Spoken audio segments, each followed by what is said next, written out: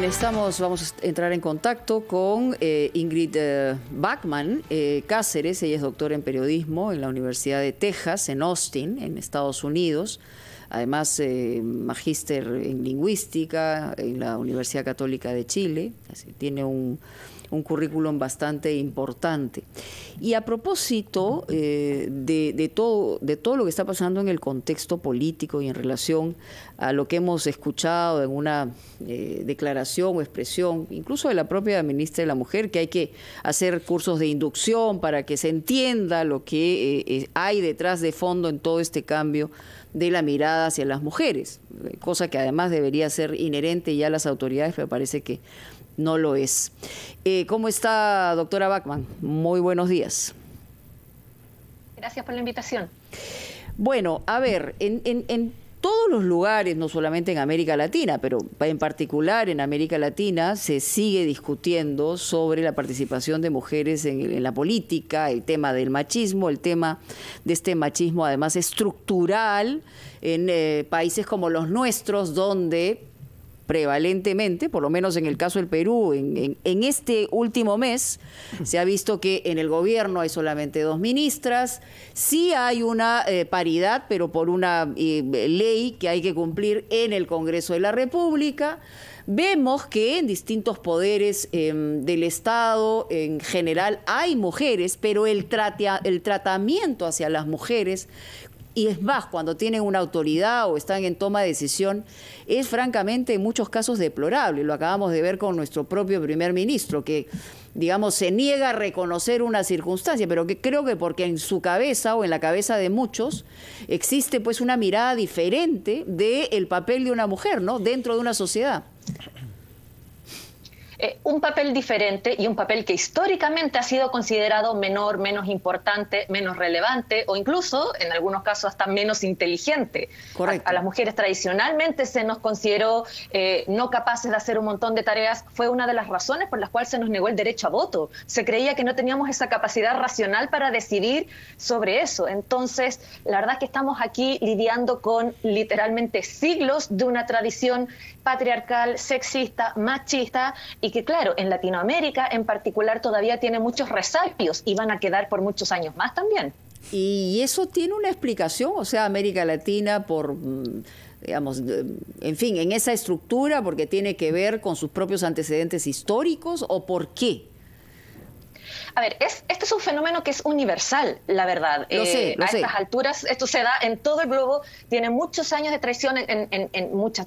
A ver, son muchos años en que esta estructura, esta manera de separar roles de género, de atribuir en el fondo lo importante a lo masculino y lo doméstico y lo emocional a lo femenino, por ejemplo, eso es bastante universal y se ha perpetuado por muchos años y se va reforzando. En el caso de América Latina, una de las cosas que se da muy particularmente es precisamente esta idea de machismo, esta idea de que el macho viril, y no solo ciertas formas de feminidad o de masculinidad, sino que esa construcción en particular es la voz que manda, la voz que decide, y tiene que ver con una tradición precisamente histórica, cultural, que le fue muy funcional, por ejemplo, a los conquistadores españoles cuando impusieron su manera de hacer y de operar, y que en cierto sentido los países colonizados heredamos también y adoptamos y se terminó perpetuando. Entonces, cuando tienes a estas personas que se normaliza el que sean superiores, mejor considerados, tratados de una manera distinta, en el fondo son privilegios, privilegios que se vuelven obvios, naturales, normales, y es muy difícil contrarrestar cuando se considera que es obvio que así tienen que ser las cosas. Señora Bachmann, a diferencia del Perú, Chile no ha tenido una presidenta de la República, mujer, 2 veces, la misma mujer. Y creo que no estaba además casada, está divorciada, en fin. Y nadie se metió con su vida personal. Tengo entendido que no, o sí, en fin, usted me dirá, quizá. Pero la pregunta es, ¿esto deja una experiencia que marca al conjunto de la población? Una mujer ha sido la jefa máxima del país, de sus Fuerzas Armadas y de sus instituciones. ¿Hay un cambio en Chile por eso o no? A ver, por un lado sí, se metieron igual con su vida personal a una escala menor. En el caso de Chile, yo creo que, y en el caso de Michelle Bachelet en particular, lo que le ayudó es que era una madre, y en Chile no te metes con las madres. Hay un tema ahí particular, pero sí se metían con su vida. Recuerdo que al primer lunes en que era presidenta le preguntaron si iba a ir a buscar a su hija al colegio. Ese tipo de cosas, porque al parecer solo las madres pueden ir. Pero volviendo al tema, marcó un punto sí, pero no uno tan radical como uno creería. Esto es, sigue habiendo sexismo, por ejemplo, en Chile. La misma discusión, por ejemplo, de tener una convención constituyente paritaria, fue hasta el último minuto que había mucho rechazo y que no pasaba esa ley en el Congreso, que la gente decía, no, ¿para qué necesitamos una norma paritaria o algo de ese tipo? No solo Michelle Bachelet fue presidenta, ella en un momento también tuvo de presidenta del Senado a una mujer, dos mujeres en roles muy prominentes, pero eso no significa Isabel de Allende, que... ¿no? Allende. Isabel Allende, efectivamente. Y incluso uno podría decir, en un momento en que el movimiento estudiantil universitario estaba liderado también por una mujer, Camila Vallejos, tú podrías decir, o sea, en realidad las mujeres eran... 3 de las políticas más importantes del país eran mujeres. Y claro, eso marca una diferencia. Hay un tema un poco de tono que efectivamente cambia, pero no es un cambio así, un botón on-off que cambia de un día para otro. O sea, son avances que se logran, son pasos que se dan, pero eso no supera otros problemas de sexismo o de misoginia en el país. Solo ayer tuvimos 2 feminicidios en Chile. Entonces, ese tipo de violencia existe. El 2018, varios años después de que Bachelet dejara el cargo, tuvimos todo un movimiento feminista. Doctora Bachmann, discúlpenos un minuto, por favor. Usted sabe que la noticia no se detiene. Le pido que nos espere porque tenemos que entrar en contacto inmediatamente con nuestra reportera Diana Falcón, quien está siguiendo al presidente de la República, Pedro Castillo. Adelante, Diana. Buenos días. Y lo que queremos es terminar de cerrar la brecha. En directo, el presidente Pedro Castillo supervisa en la gran unidad José Granda de San Martín de Porres la vacunación, el inicio de vacunación en nuestro país. Ustedes saben, tenemos 8.300.000 peruanos ya con las 2 dosis. En estos momentos, el ministro de Salud, Hernando Ceballos. Escuchemos.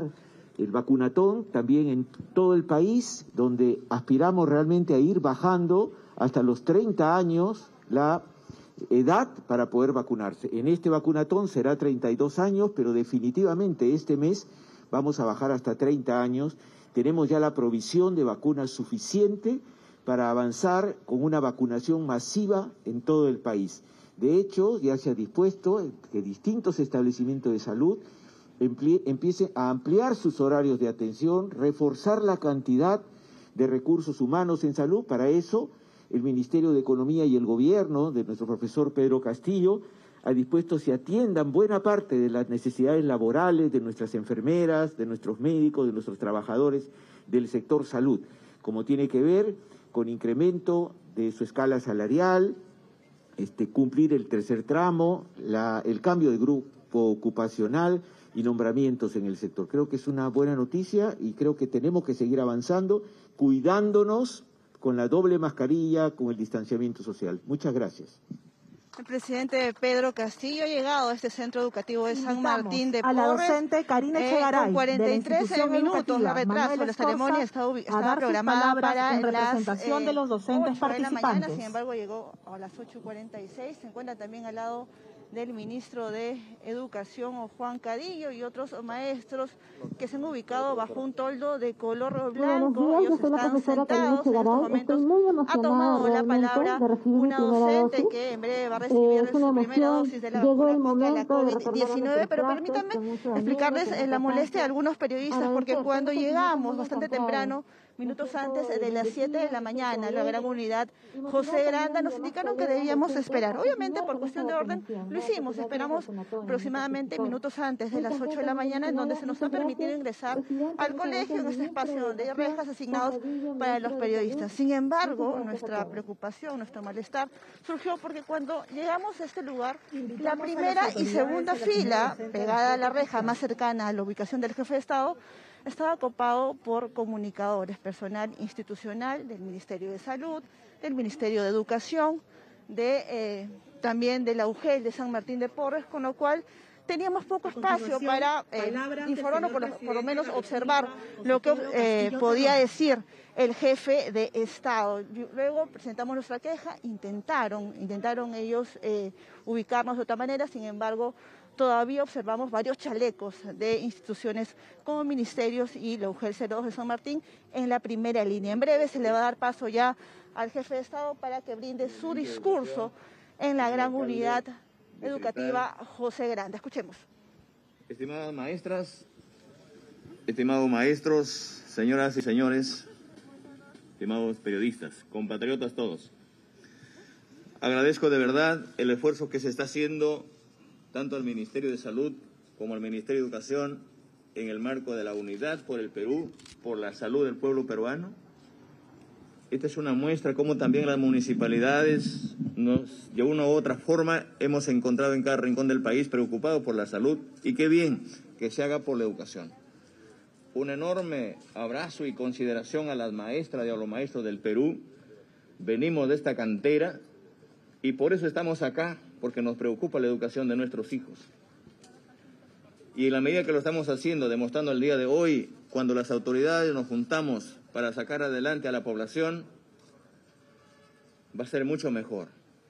Nos vamos a entender mejor, así como el personal médico, el personal que estaba en la primera y está en la primera línea, se sometieron a la vacunación, igual también el personal de las fuerzas del orden. Hoy en día nos toca garantizar la vacuna a esos soldados que están en los últimos rincones de la patria. En cada pueblito, en cada comunidad, en cada caserío, en cada barrio hay un maestro.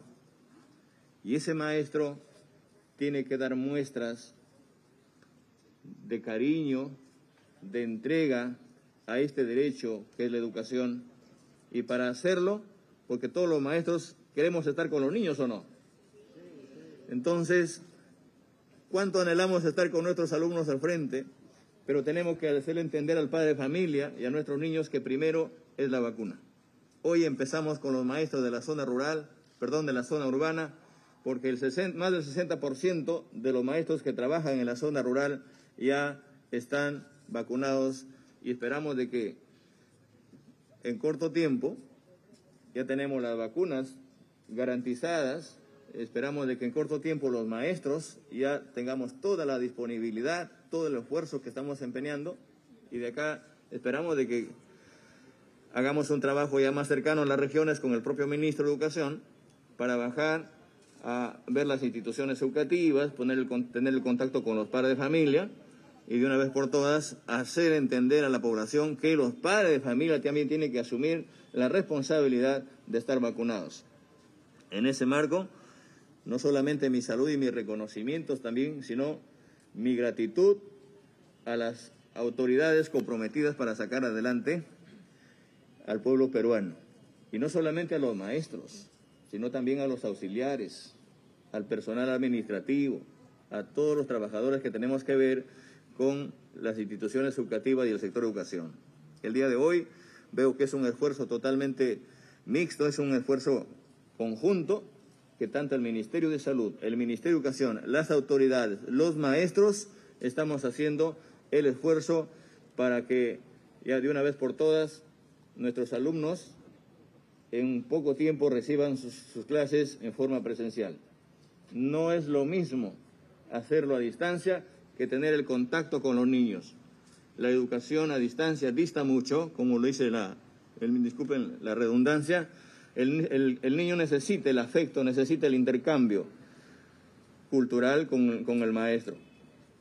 Y no solamente estamos preocupados por la vacuna, sino también por garantizar el servicio de Internet, tanto en las zonas urbanas como en las zonas rurales. Ese es un reto, esa es una deuda que tenemos con el pueblo peruano, con nuestros niños y con los maestros. Esperamos tener ya el mayor esfuerzo, señor ministro, para garantizar el servicio de Internet en todas las escuelas del país, ¿no?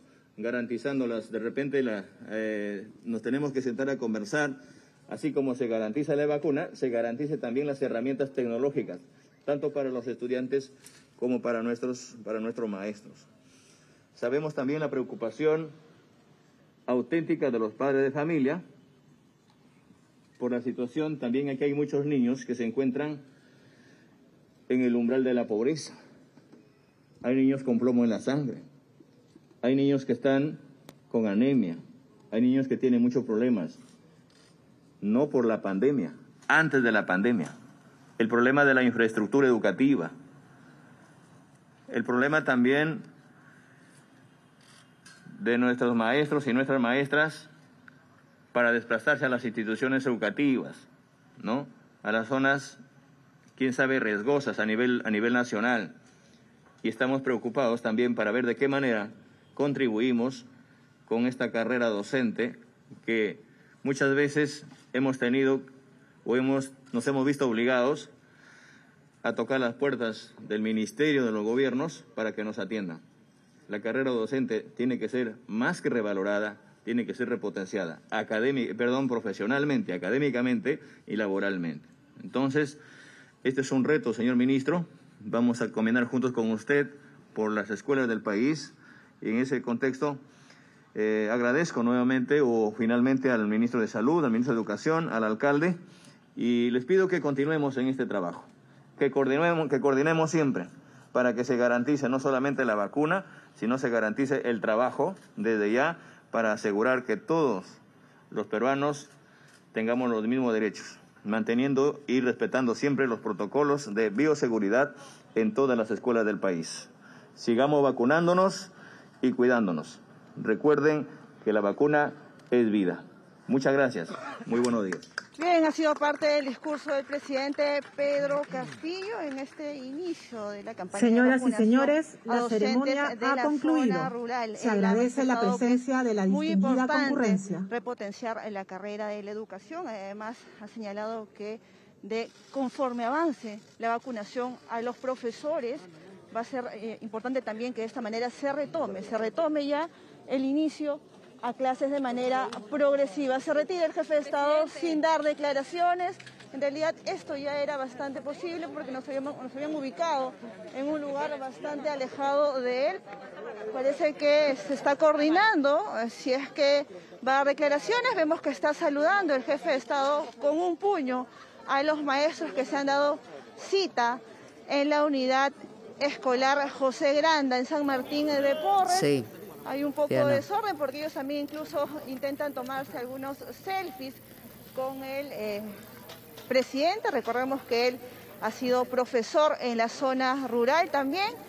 Y ya, se retira sin acercarse a los periodistas y tampoco dar más declaraciones. Directo en directo, RPP Noticias.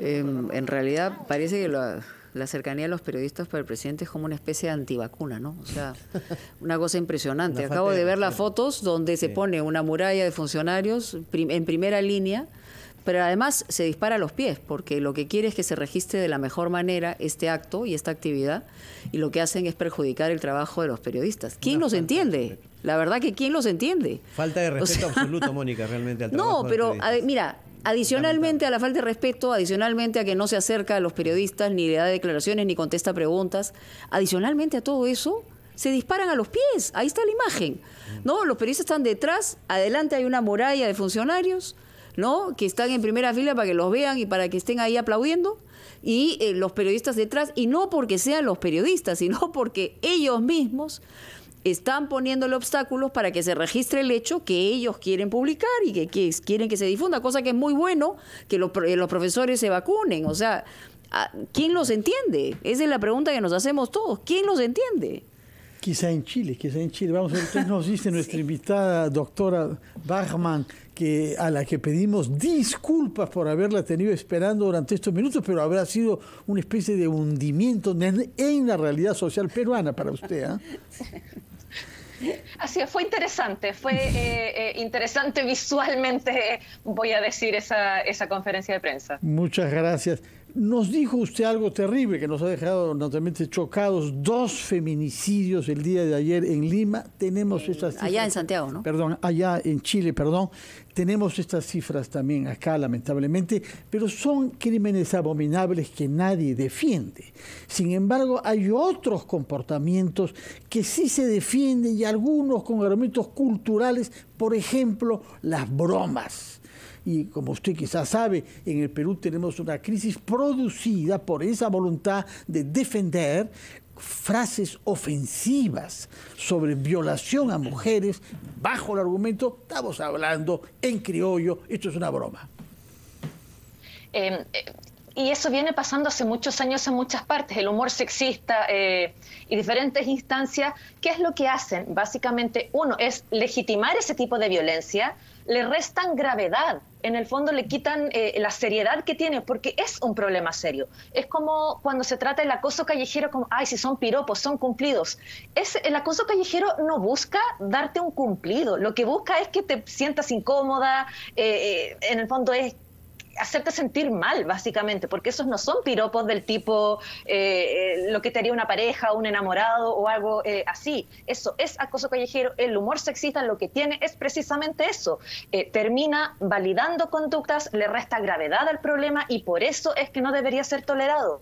A mí me parece que son esos pequeños cambios los que van a redundar en verdaderos cambios menores, porque eso es violencia simbólica. Uno puede decir, ya ver, no estás agrediendo a nadie directamente, físicamente, pero estás sentando un precedente de cómo se puede discutir sobre el problema, de cuán grave es, de que es tema para hacer humor, por ejemplo, y no lo es.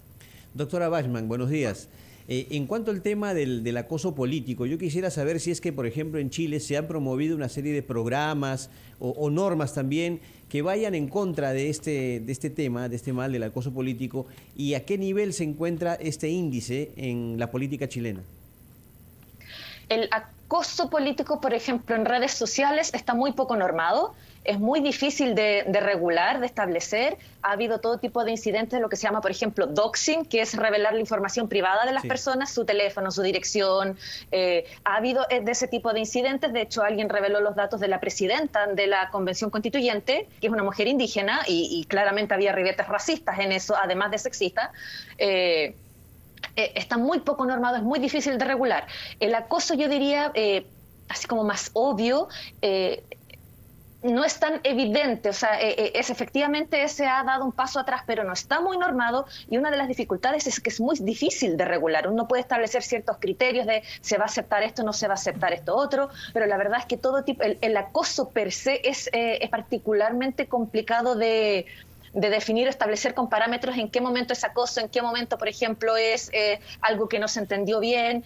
Entonces es difícil y ha habido intentos, pero la verdad es que no han prosperado ni legalmente ni incluso en términos de reglamento, por ejemplo, en el Congreso u otros espacios. Sí se ha avanzado en otros tipos de acoso propiamente tal, o sea, de acoso que se puede considerar sexual, el acoso callejero, acoso en contextos académicos, por ejemplo, en la escuela. En ese tipo de cosas sí se ha avanzado. Muchas gracias por su tiempo y sus explicaciones, doctora Ingrid Bachmann, que nos está hablando desde su formación como periodista por una parte, pero como lingüista también. Muchas gracias y que tenga usted muy buenos días, usted y sus compatriotas en Chile. Son las 9 en punto, Mónica, Carlos. Vamos a los titulares de la hora y retomamos ampliación de noticias.